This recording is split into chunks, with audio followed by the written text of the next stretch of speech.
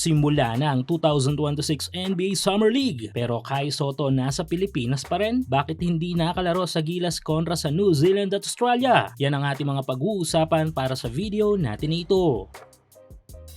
So hanggang sa ngayon ay tila bangungot pa rin para sa mga Gilas fans ang naging masakit na pagkatalo natin sa national team ng New Zealand. Nakaraan nga yan sa final window ng FIBA World Cup Asian Qualifiers kung saan ay sobrang dikit ng laban at halos habot kamay na natin ang panalo. Pero yun na nga at hindi pa rin pumanig sa atin ang pagkakataon. At sa pagkakataong yun, pati na rin sa bahagyang pagsabay natin sa Australia ay nasita ang ilang mga malalaro na dapat lumaro sa ating national team nang sa gayon ay kahit papano'y baka nabaliktad ang mga naging result ng mga laro. Si QMB ay reasonable dahil nga sumailalim ito sa isang surgery mula sa kanyang injury sa kanyang naging stint sa Japan B-League. Nakita naman natin ito sa kakatapos lang na B-League season kung saan ay inanunsyo pa ng mismong kanyang mother team na Chiba Jets. Kaso ang mainit na usapin ngayon sa SOCMED ay ang ating pambato na si Kai Sotto. Dahil ayon sa mga reports, bago tumungo ang Gilas sa New Zealand at Australia ay tutungo daw sa Amerika ito upang ituloy ang kanyang NBA goal. Suportahan ang iyong paboritong kupunan sa NBA, PBA, MPBL, FIBA at iba pang mga basketball league sa Asia. Para malaman ang mga available na promo at offers, gamitin lang ang promo code na PLAYW1X.